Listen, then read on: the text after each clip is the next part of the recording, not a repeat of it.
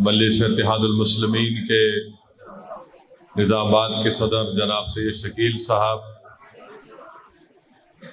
मोहतरम जनाब जाबिर अहमद साहब, चेयरमैन व सीनियर मजलिसी क़ायद भाई साहब, जनाब इदरीस साहब डिप्टी मेयर निज़ामाबाद, मजलिस इत्तेहाद उल मुस्लिमीन के मोअज़्ज़िज़ सदर व मोतमदीन अराकीन बल्दिया, मोअज़्ज़िज़ हाज़रीन इकराम, मजलिस इत्तेहाद उल मुस्लिमीन की जानिब से 2005 से लेकर 2024 तक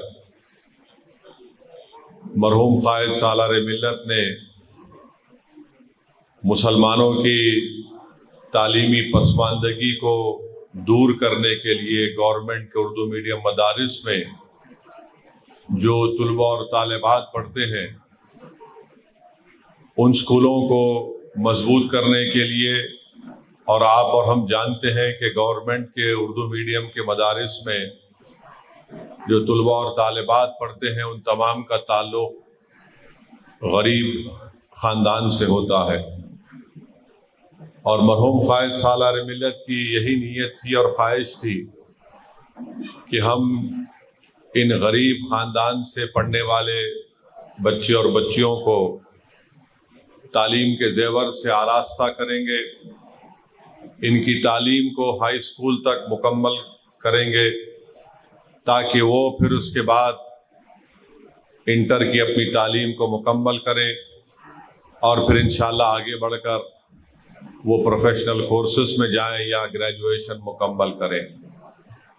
मैं आपको बताना ज़रूरी समझता हूँ कि इस साल मजलिस इत्तेहाद उल मुस्लिमीन की जानिब से 8000 के करीब ऑल इन वन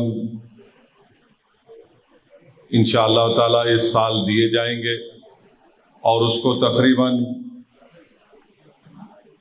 23,70,000 की लागत से ये 8000 ऑल इन वन को छपाया गया, प्रिंट किया गया और ना सिर्फ हैदराबाद बल्कि तेलंगाना के मुख्तलिफ अजलाओं में, मंडल में गवर्नमेंट के उर्दू मीडियम मदारिस में पढ़ने वाले तुलबा और तालिबात में इसको दिया जाएगा। कोविड के दौरान हम ये स्कीम को नहीं कर सके तो अब तक 1,14,000 तुलबा और तालिबात को मजलिस इत्तेहाद उल मुस्लिमीन ने ये ऑल इन वन गाइड तक़सीम किया है और मुझे उम्मीद है कि इंशाअल्लाह ताला हमारे गवर्नमेंट के उर्दू मीडियम मदारिस में जो तुलबा और तालिबात पढ़ रहे हैं वो इस ऑल इन वन गाइड से इस्तेफ़ादा हासिल करेंगे ताकि वो ना सिर्फ SSC के इम्तिहान में उनको अल्लाह कामयाब करे बल्कि आला दर्जात से अल्लाह सुब्हानहू व तआला हमारे तुलबा और तालिबात को कामयाब करे ताकि वो सिर्फ 10th मुकम्मल करके अपने घर में ना बैठ जाएं, बल्कि मैं उन तमाम तुलबा और तालिबात से ये अपील कर रहा हूँ कि आप अपनी तालीम को जारी रखिए। 10th इंशाअल्लाह ताला मुझे यकीन है कि आप ज़रूर अल्लाह आपको कामयाब करेगा। उसके बाद आप 11th और 12th में एडमिशन लीजिए, इंटर मुकम्मल करिए और इंटर की कामयाबी के बाद या तो आप प्रोफेशनल कोर्सेस में दाखिला लेना चाहते हैं, डॉक्टर बनना चाहते हैं या इंजीनियर बनना चाहते हैं या ग्रेजुएशन करना चाहते हैं BCom में, BSc में और जो भी होगा उसमें आप करिए ताकि आप ताकतवर बन सकें। ये बहुत ज़रूरी है ख़ास तौर से मुस्लिम अक़लियत के लिए कि वो अपनी औलाद को तालीम याफ्ता बनाए। और मैं जानता हूँ इस बात को कि तालीम के हुसूल के लिए, तालीम हासिल करने के लिए बहुत से मुश्किलात सामने आती हैं। एक सबसे बड़ी मुश्किल जो सामने आती है वो कॉलेज और ग्रेजुएशन या प्रोफेशनल कॉलेजेस की फ़ीस का मसला रहता है।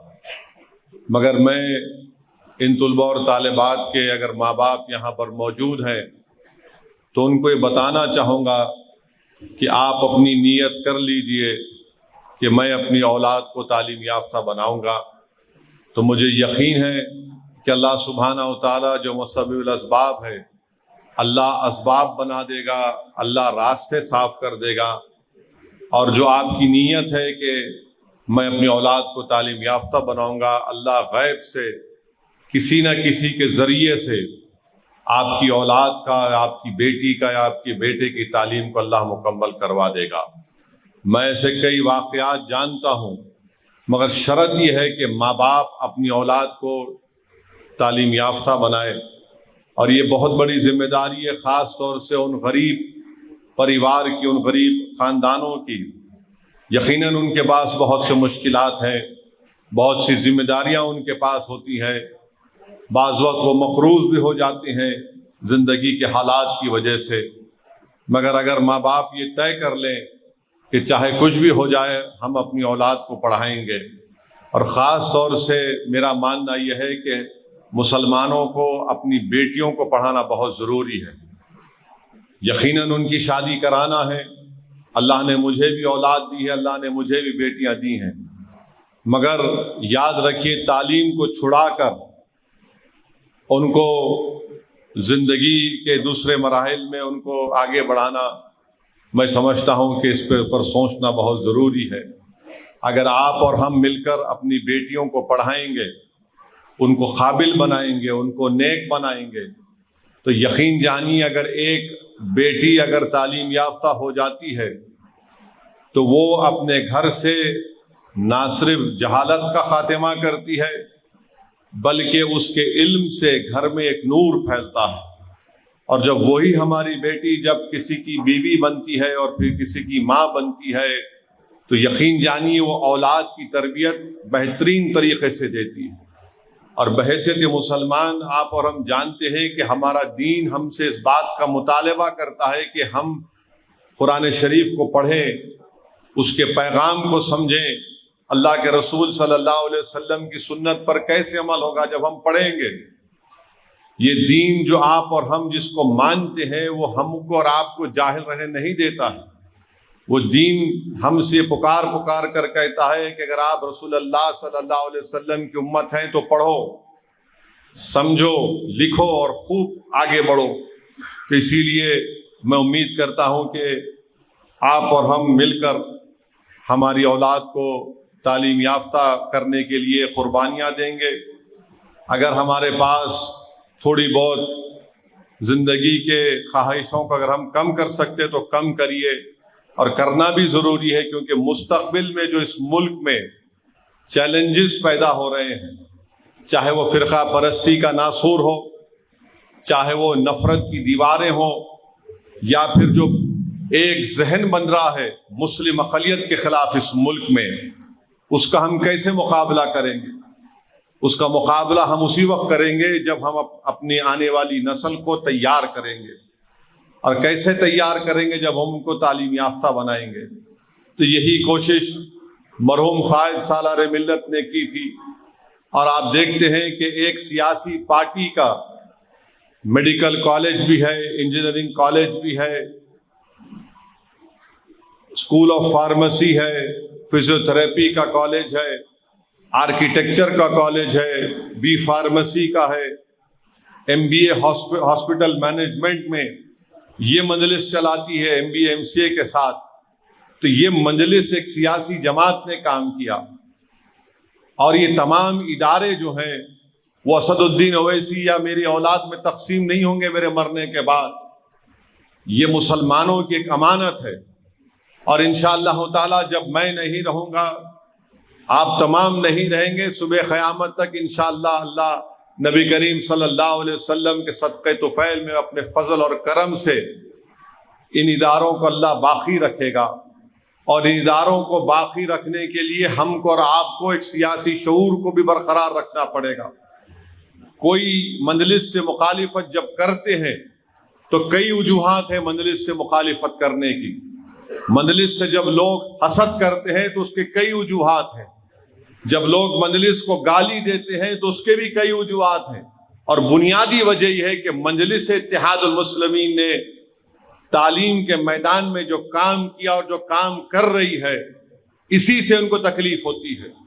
سالار ملت نے اپنی زندگی میں ان تمام اداروں کو قائم کیا، اور سالار ملت نے اس وقت ان اداروں کو قائم کیا جب ناڈیلا بھاسکر راؤ کو مجلس کے MLAs کی تائید کی ضرورت تھی، تو سالار نے اپنی ذات کو سامنے رکھ کر سودا نہیں کیا، سالار نے اپنی ذات کو سامنے رکھ کر ملت کا سودا نہیں کیا، بلکہ سالار ملت نے کہا کہ تم مجھے میڈیکل انجینئرنگ کالج کھولنے کی اجازت دے دو، میں تمہاری تائید کروں گا۔ لوگ ہیں سیاسی تاریخ کے بھی طالب علم ہیں، مجلس پر انگلیاں اٹھاتے ہیں، وہ یہ بھول گئے کہ کانگریس نے ناڈیلا بھاسکر راؤ کی بھی تائید کی تھی، کس بنیاد پر کی تھی وہ بتائیں گے، مگر ہم نے کس بنیاد پر تائید کی تھی کہ مسلمانوں کو میڈیکل انجینئرنگ کالج ملنا چاہیے۔ اسی لیے آج آپ دیکھتے ہیں کہ ڈیکن میڈیکل کالج آپ کے سامنے ہے، اور جب سے سالار نے 1984 میں اس کو قائم کیا، آج ہم 2024 میں آ چکے ہیں، میں آپ کو بتا رہا ہوں کہ 5000 سے زائد یہاں سے ڈاکٹرز بن کر نکلے ہیں، اور وہ 5000 میں یقیناً، کیونکہ یہ مسلم اقلیت کا تعلیمی ادارہ ہے ہندوستان کی دستور کی دفعہ 30 کے تحت، میں ذمہ داری کے ساتھ آپ سے کہہ رہا ہوں کہ 4,500 کے اوپر یا 4,500 قریب سے مسلمان ڈاکٹر بن کر نکلے ہیں، دنیا کے کونے کونے میں شامل ہیں۔ بلکہ آج سے چند ہفتے پہلے ڈیکن میڈیکل کالج میں ان تمام بیچز کا ایک ری یونین ہوا، اس میں آسٹریلیا سے ایک محترمہ آئی تھی، انہوں نے کہا کہ اسد الدین اویسی صاحب، میں 1984 کے پہلے بیچ کی اسٹوڈنٹ ہوں، میں آج سڈنی میں ایک بہت بڑے دواخانے کی ذمہ دار ہوں۔ انہوں نے کہا کہ اس وقت ہمارے پاس میڈیکل اتنی بڑی کالج کی بلڈنگ نہیں تھی، اسپتال نہیں تھا، ہم ایک پرانی بلڈنگ میں پڑھتے تھے۔ میرے عزیز دوستو، میرے بزرگوں، یہ مرحوم قائد سالار ملت کی دور اندیشی ہے۔ اگر آج آپ بولیں گے کسی کو کہ میڈیکل کالج ایک پرانی بلڈنگ میں شروع کیا گیا تو لوگ بولیں گے، ہنسیں گے، مگر سالار نے ہر حکومت آتی تھی اس کا پرمیشن کینسل کرتی تھی، سالار کورٹ کو جاتے تھے۔ الحمدللہ آج مرحوم قائد کا وہ ویژن، مرحوم قائد کی دور اندیشی، مرحوم قائد کی مدبرانہ قیادت سے آج کس کو فائدہ ہو رہا ہے؟ میرا قائد تو آج دنیا میں نہیں ہے، زمین میں میرا قائد سو رہا ہے، مگر میرے قائد کو فائدہ یہ ہوا کہ میرا قائد زندہ نہیں ہے، مجلس کے اس مرحوم قائدین زندہ نہیں ہے، مگر ان تمام کے لیے اللہ نے ایک ثواب جاریہ کا سبب بنایا ان کالجوں۔ میرے عزیز دوستوں اور بزرگوں، میرے ذمہ داروں، میں ان تمام طلباء اور طالبات کے سامنے اس لیے کہہ رہا ہوں کہ ہمیشہ اونچے خواب دیکھو۔ ہمیشہ قائد سالار بولتے تھے کہ میرا میڈیکل کالج میں کھولوں گا مسلمانوں کے لیے، اور ہم پوچھتے تھے سالار سے کہ کیوں؟ تو سالار بولتے تھے کہ میں یہ دیکھنا چاہ رہا ہوں کہ ہر گلی میں، ہر مقام پر مسلمانوں کے ڈاکٹرز ہیں، ڈاکٹر بن کر نکلیں، انجینئر بن کر نکلیں۔ یہ سالار اس زمانے میں 1980 میں بات کرتے تھے، اور جب لوگ بولتے تھے کہ دیکھو صلاح الدین اویسی یہ کیسی بات کر رہا ہے، ایک دارالسلام ان کے پاس ہے اور میڈیکل کالج کھولیں گے، مگر جو خواب اللہ کے لیے سوچے جاتے ہیں، جن خوابوں میں اخلاص ہوتا ہے، اللہ ان خوابوں کو پورا کرنے والا ہے۔ تو میں ان تمام طلباء اور طالبات سے کہہ رہا ہوں کہ میرے بیٹے اور بیٹیوں، تم بھی اونچے خواب دیکھو، بہت اونچے خواب دیکھو، اور اللہ کی رضا کے لیے ان خوابوں کو دیکھو۔ تم محنت کرو، جستجو کرو، اللہ ان خوابوں کو پورا کرے گا۔ اچھے خواب دیکھو گے تو اللہ ان خوابوں کو پورا کرے گا۔ دنیا میں ہم ہر چیز حاصل کر سکتے ہیں بشرطے کہ ہماری نیتوں میں اخلاص ہو۔ مجلس نے یہ کام کیا، آج بھی مجلس کام کر رہی ہے اور کل بھی کرے گی۔ میں یہی امید کرتا ہوں کہ یہ آل ان ون جو گائیڈ آپ کو دیا جا رہا ہے، آپ اس کا اچھا استعمال کریں گے، اور انشاءاللہ تعالی یہ آپ کے SSC کے امتحان کی تیاری میں فائدہ مند ثابت ہوگا۔ اور میں ان تمام طلباء اور طالبات کو ایک اور بات کہنا چاہ رہا ہوں، کبھی بھی آپ یہ مت سمجھیے کہ میں اردو میڈیم سے پڑھ رہا ہوں یا پڑھ رہی ہوں. یقین مانیے میں ایسے کئی اردو میڈیم، گورنمنٹ کے اردو میڈیم سکولوں میں پڑھنے والے لڑکے اور لڑکیوں کو جانتا ہوں جو 10th بھی اردو میڈیم میں کیے، 12th بھی اردو میڈیم میں جونیئر کالج میں کر نیٹ پاس کر کے آج ڈاکٹر بن کر بیٹھے. تو یہ مت سمجھیے کہ زبان کی وجہ سے میرے ترقی کے مواقع کم ہو جائیں گے، ہرگز نہیں. ترقی کے مواقع ختم کب ہو جاتے؟ جب انسان اپنے دماغ میں سوچ لیتا ہے کہ اب میں نہیں کر سکتا. یہ کبھی بھی اس چیز کو اپنے دماغ میں آنے مت دیجئے کہ میں نہیں کر سکتا. آپ کر سکتے ہیں، آپ کوشش کریے، اللہ آپ کو آگے لے کے جانے والا ہے. جب میں لندن میں پڑھتا تھا تو میرے ساتھ میرا ایک دوست تھا. تعلیم میں بھی اتنا بڑا تیز قابل نہیں تھا، مگر ہم لوگ کوشش کرتے تھے، جستجو کرتے تھے. تو اس کا ایک مشہور جملہ تھا میرے دوست کا، کہ بولتا تھا کہ اویسی اپنا کام صرف قلم اٹھانا ہے، لکھنا اللہ کا، لکھانا اللہ کا کام. تو آپ کا کام قلم اٹھانا ہے. قلم آنے صرف قلم اٹھا لیے تو نہیں، تیاری کر کے جانا ہے امتحان میں. اور پھر اس کے بعد اللہ اپنا فضل کرتا ہے، کرم کرتا ہے. تو یہ مت سمجھے کہ ہم اردو میڈیم میں پڑھ رہے کیا ہوگا، بہت کچھ ہوگا. دنیا میں بڑے بڑے لوگ اردو میڈیم سے پڑھ کے آگے بڑھے. یہ ہمارے میدک کے ظہیر آباد کے مشہور سیاسی لیڈر باگا ریڈی صاحب، وہ جامعہ نظامیہ میں پڑھے تھے اردو میڈیم.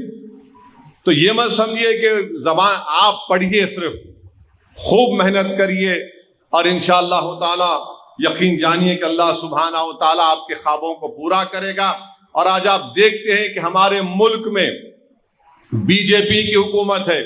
بی جے پی پری میٹرک اسکالرشپ کے پیسے کم کر دیے 80%. مولانا آزاد کے نام پہ فیلوشپ ہے، اس کو ختم کر کے رکھ دیا. ابھی پورٹل نہیں کھولا گیا اسکالرشپ کے لیے پری میٹرک پوسٹ میٹرک کے. اور علی گڑھ مسلم یونیورسٹی کو بی جے پی بولتی ہے کہ یہ مائنارٹی کیریکٹر اس کا نہیں ہے. کیسا نہیں ہے مائنارٹی کیریکٹر؟ علی گڑھ مسلم یونیورسٹی کو کس نے قائم کیا؟ ایک یونیورسٹی ہے اور جامعہ ملیہ ہے گورنمنٹ کے سینٹرل یونیورسٹیز میں، بولتے ہیں مائنارٹی نہیں ہے. کیوں اتنی دشمنی ہے بی جے پی کو، مودی کو مسلمانوں کے ان یونیورسٹیز سے؟ آخر اس میں پڑھنے والے تو 50% مسلمان ہیں. جب یہ پڑھیں گے لکھیں گے تو ملک مضبوط ہوگا نا. 100 میں سے 3 گریجویٹ صرف مسلمان ہوتے ہیں. اس پر بھی بی جے پی کو نفرت ہے. آج آپ دیکھتے ہیں کہ اسی لیے میں آپ سے کہہ رہا ہوں کہ ان بچوں کو پڑھنا ہے. کل ملک کا مستقبل، مسلمانوں کا مستقبل آپ کے کندھوں پر آئے گا. اور آپ کے کندھے مضبوط ہونا چاہیے، آپ کے دماغ تیز ہونے چاہیے، آپ بہادر ہونا چاہیے، بے خوف بے باک ہونا چاہیے. جب صرف اللہ سے ڈرنے والے لوگ ہونا چاہیے.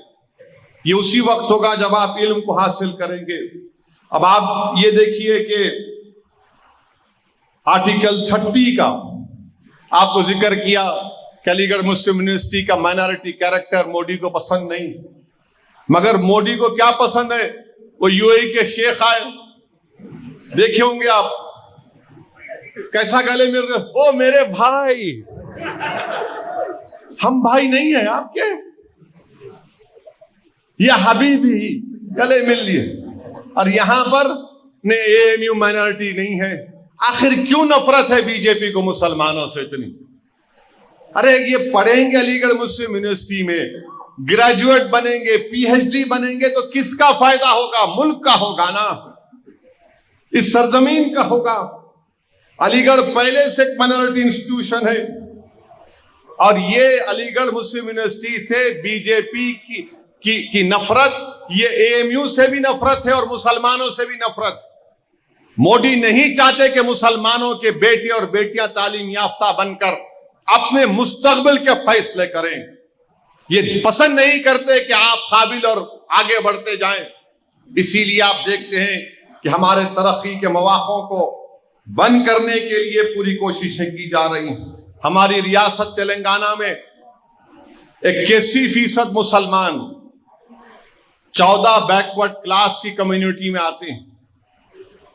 تلنگانہ میں 81% پھر سدھیر کمیشن نے یہ بھی لکھا، کیا لکھا کہ مسلم بیکورڈ کلاس ہندو بیکورڈ کلاس سے پسماندہ ہے۔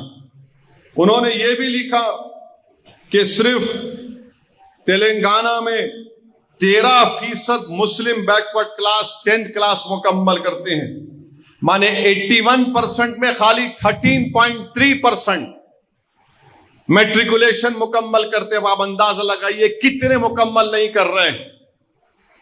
اور پھر 16% مسلمان تلنگانہ میں کبھی کسی ایک ایجوکیشن انسٹیٹیوٹ میں انرول نہیں ہوئے۔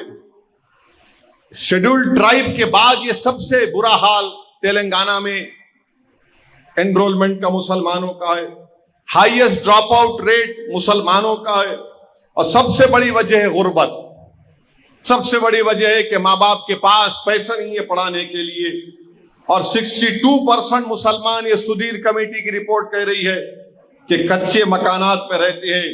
یہ سب سے زیادہ ہے پورے برادریوں میں، پورے فرقوں میں، اور مسلمانوں کو صرف 9% لون ملتا ہے۔ یہ سدھیر کمیٹی کہہ رہی ہے تلنگانہ میں 13% آبادی ہے مسلمانوں کی، اور 11% سکولوں میں انرولمنٹ ہے۔ 13% آبادی ہے اور 11% سکولوں میں انرولمنٹ ہے۔ اور اگر انرولمنٹ ہوا تو 11% کا انرولمنٹ جب ہوتا ہے کلاس 1 میں، پہلی جماعت میں، 12th میں آتے آتے صرف 5% رہ جاتے۔ 12th میں آتے آتے صرف 5% رہ جاتے۔ اب یہ کون ذمہ دار ہے اس کا؟ آپ بتائیے۔ پھر سیکریٹریٹ میں جو ڈپارٹمنٹ جاب ہے، سیکریٹریٹ میں خالی 7.4 ہے مسلمانوں کے، اور 56، اور اس میں سے 1.43 گورنمنٹ امپلائیز خالی گزیٹڈ آفیسر ہے، اور جو بچے ہوئے 42% ہے وہ نان گزیٹڈ امپلائیز ہیں۔ تو یہاں پر ہماری بیٹیاں اور بیٹے بیٹھے ہوئے ہیں۔ آپ کو یہ چیز کو دیکھنا ہے، اگر مسلمان صرف 7.4 ہے سیکریٹریٹ میں، تو آپ کو یہ عزم لے کر اٹھنا ہے کہ انشاءاللہ تعالی میں اتنا نیک بنوں گی، قابل بنوں گا کہ 7.4 کی جگہ مسعود الدین اویسی کو غلط ثابت کر دیں گے۔ 10 سال میں یہاں پر 15% ہوگا مسلمانوں کا ریشیو ان کی تعلیم کی بنیاد پر امپلائمنٹ سیکریٹریٹ میں۔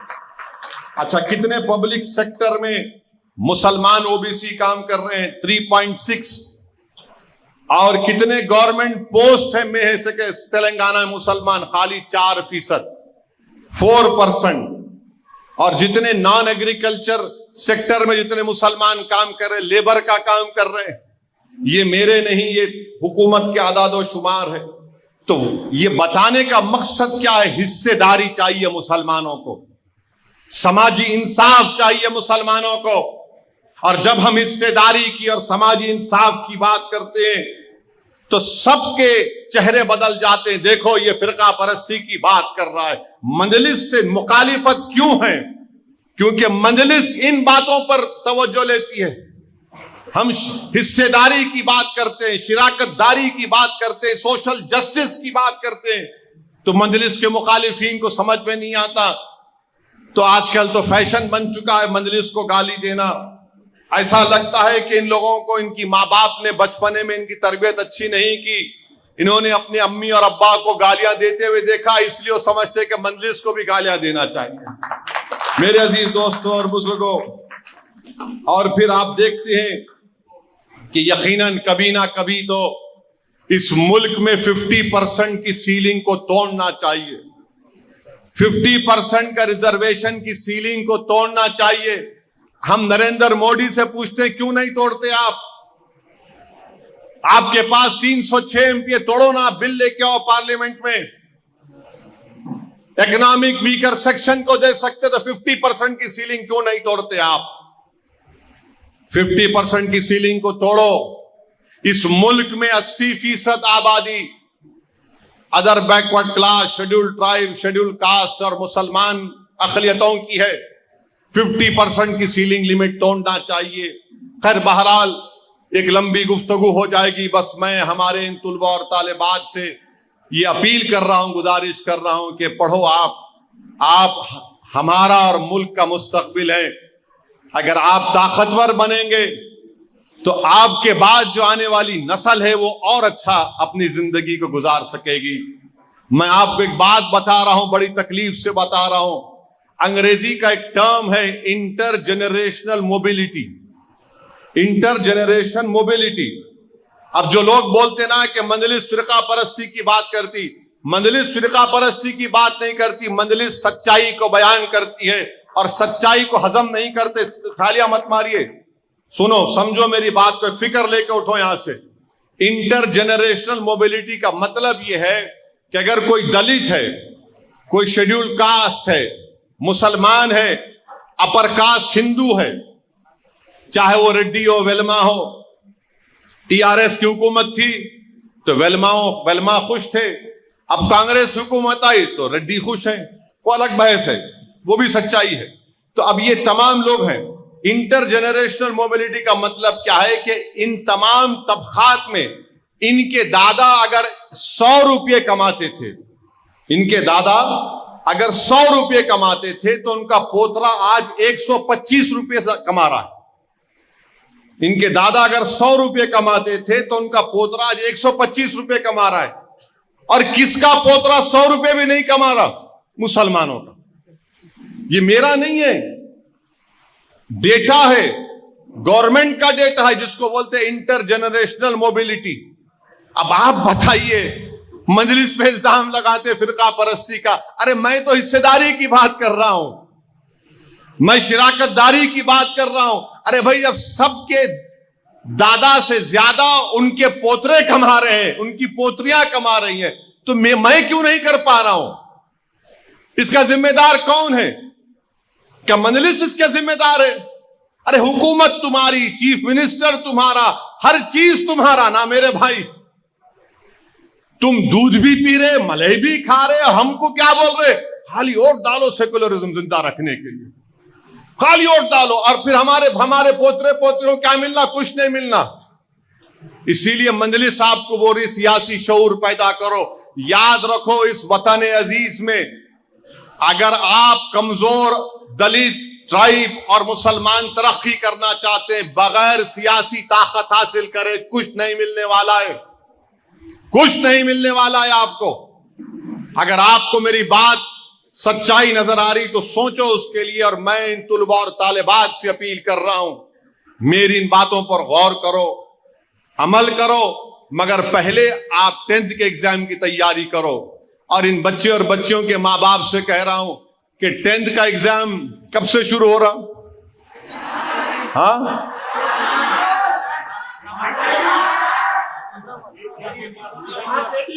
18 مارچ کو شروع ہو رہا. اب ماں باپ کی ذمہ داری یہ ہے کہ 18 مارچ تک ٹی وی بند, فون میں فیس بک بند, یوٹیوب بند, اور صرف بچوں کے ساتھ رہنا. اگر آپ یہ سب چیزیں نہیں دیکھیں گے تو بچے بولیں گے نہیں امی ابا قربانی دے رہے ہمارے لیے. تو یہ آپ کی ذمہ داری ہے. ان کی ایگزام کی تیاری ضرور وہ کر رہے ہیں, مگر آپ بھی تھوڑا تیاری کرنا. نہیں تو جا کے اندر بیٹھ کے پڑھ لے, میں ٹی وی دیکھوں, نہیں ہوتا ایسا. میں کرکٹ میچ دیکھوں گا. ہم سب کو مل کر, اگر ایک گھر میں امتحان ہو رہا تو صرف بچی کا امتحان نہیں ہو رہا, ماں باپ کا بھی امتحان ہو رہا ہے. یقیناً بہت سے ایسے ماں باپ ہیں جو پورا فکر کے ساتھ اس میں لگ جاتے ہیں, مگر ماں باپ کی ذمہ داری ہے کہ اپنے اولاد کے حوصلے بلند کرے. اور ہو سکتا ہے کہ آپ کا کوئی امتحان ایک اچھا نہیں جائے گا, ایک ایگزام اچھا نہیں جاتا ہوگا, مگر ڈس ہارٹنڈ نہیں ہونا, بالکل نا امید نہیں ہونا. ٹھیک ہے, انسان ہے. اور یاد رکھو جو ایگزام اچھا نہیں جاتا اس میں سب سے زیادہ مارکس ملتے, یہ ہوا ہے کئی لوگوں سے. تو آپ کا کام یہ ہے کہ اچھا امتحان لکھو, اللہ سے دعا کرو, اور پوری ایگزام کو آپ مکمل کرو. کوئی کوشچن کو مت چھوڑو, آپ لکھو اچھی طریقے سے. اونچے خواب دیکھو, بڑے خواب دیکھو, وہ خوابوں کو پورا کرنے والا اللہ سبحانہ و تعالیٰ. اور خوب محنت کرو. مجلس یہی چاہتی ہے کہ آپ طاقتور بنے. آپ اس وقت دولت سے طاقتور نہیں بنتا کوئی بھی. دولت تو قاتل کے پاس بھی دولت ہے، غنڈوں کے پاس بھی دولت ہے، اسمگلروں کے پاس دولت ہے، ریتی کی اسمگلنگ کرنے والوں کے پاس دولت ہے، مگر اصلی دولت علم ہے، اور جس کے پاس علم کی دولت آتی ہے وہ کبھی ختم نہیں ہوتی، کبھی ختم نہیں ہوتی۔ آج آپ دیکھو امام اعظم ابو حنیفہ زندہ نہیں ہے، امام مالک زندہ نہیں ہے، امام شافعی زندہ نہیں ہے، امام احمد بن حنبل زندہ نہیں ہے، مگر یہ لوگ زندہ کیوں ہیں؟ لوگ یاد کیوں کرتے ہیں ان کو؟ ان کی علم کی وجہ سے۔ تو اس لیے آپ علم حاصل کرو، اور آپ سے بہت امیدیں وابستہ ہیں۔ میں ان طلباء اور طالبات سے کہہ رہا ہوں، کل اس ملک کا مستقبل روشن آپ کی وجہ سے ہوگا۔ کل آپ طاقتور ہو جائیں گے تو آپ کے بعد آنے والی نسل کو اور فائدہ ہوگا۔ ہم تو کوشش کر رہے ہیں، الزامات ہم پر لگتے ہیں، ہم پر بہت سی باتیں ہم پر لگتی ہیں، مگر یہ ہمارا سیاسی سفر رہا ہے۔ اللہ مقدر کے فیصلے کرنے والا ہے، مشیت الہی کو ہم نہیں جانتے۔ ہاں انشاءاللہ ہم ہمیشہ ان خاک اور خون اور ان جھوٹے الزامات کے پرپیچ وادیوں سے گزر کر مجلس یہاں پر پہنچی ہے، اور مجھے یقین ہے کہ ہم کو پھر سے ان باطل طاقتوں کے ان جھوٹے الزامات کے طوفانوں سے گزرنا ہے۔ مگر میرا ایمان مجھ سے پکار پکار کر کہہ رہا ہے، میرا وجدان پکار پکار کر کہہ رہا ہے کہ کامیابی سچائی اور حق کی ہوئی اور ہوتی رہے گی انشاءاللہ تعالی، اور مجلس سچائی اور حق کو لے کر آگے بڑھ رہی ہے۔ اللہ آپ ان تمام بچوں کو اللہ دعا کریے کہ اللہ ان کو خوب اچھے نمبرات سے کامیاب کرے، اور یہ نہ صرف نظام آباد بلکہ پورے ملک کا اور ریاست کا نام روشن کرے۔ السلام علیکم ورحمۃ اللہ وبرکاتہ۔